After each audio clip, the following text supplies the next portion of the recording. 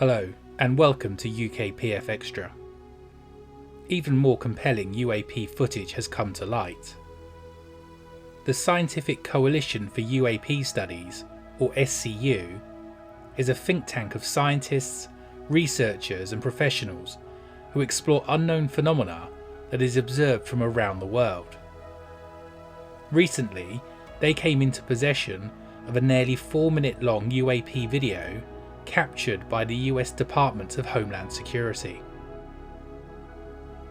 On the 25th of April in 2013, at about 9:20 p.m. local time, an unknown object flew directly across the runway of the Rafael Hernandez Airport at Aguadilla, Puerto Rico. It did so at low altitude, and the object did not have a transponder signal to identify it or to alert the tower it was approaching, and as such there was no warning to prevent a dangerous situation from taking place with the incoming and outgoing passenger aircraft. Emergency procedures were activated, and some departing aircraft were subsequently delayed from taking off. Fortunately, an airborne DC-8 US Customs aircraft was in the air nearby and was able to capture the object on infrared video. On the 13th of October 2013, just about 6 months after the incident, the SCU received an original copy of the video along with a witness statement. The source of this video wishes to remain anonymous so as to ensure no issues arise regarding their employment, but their identity and story was vetted and verified. The video was examined frame by experts working with the SCU. Extensive efforts were made to ensure that the video contained no classified information before it was released, and sources within the military confirmed that the footage was real, and that the object in the video was visible at some points as a moving pinkish coloured light, and that it was also tracked by radar. At one point in the video, the object is observed splitting into two parts, which has baffled all those who have analysed the footage and renders it unidentifiable when compared to all known human technologies. I'm now going to show you the footage.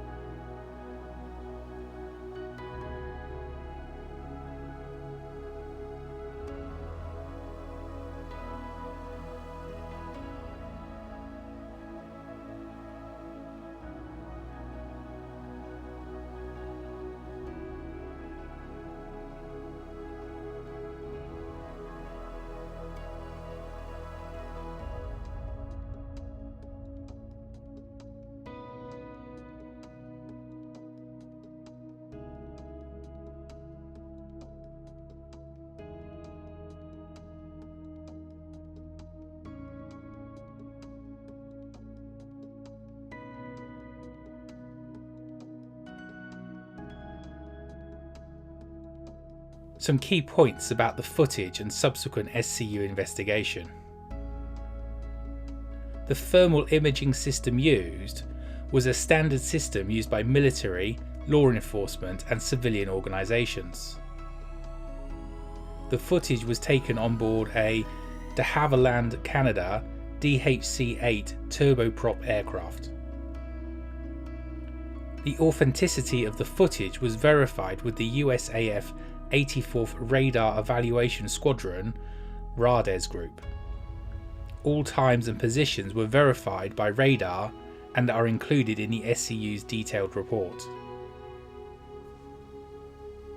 An in-person interview with the SCU source states the DHC-8 took off on a routine mission, and as they veered northwest, saw a pinkish light over the ocean and approaching them. They contacted the tower as they were concerned that they had not been alerted to incoming traffic. According to the same source, once the object came close to shore, the light on the object went out, and it was around that same time that the thermal imaging camera was engaged to follow the object. The SCU analysed the video and all 7,027 still frames, and detailed the object's size, variable rates of speed and general characteristics. They then compared these to all known aircraft, including state-of-the-art drone technologies. The object was between 3 and 5 feet in length. Its speed varied through the video between 40 miles per hour and 120 miles per hour. Its median speed was 80 miles per hour. There was no detectable loss of speed as it impacted the water. Its speed through the water reached a high of 95 miles per hour and averaged 82.8 miles per hour. Frame-by-frame analysis showed there might have been a very slight wave or movement of the water as the objects made impact.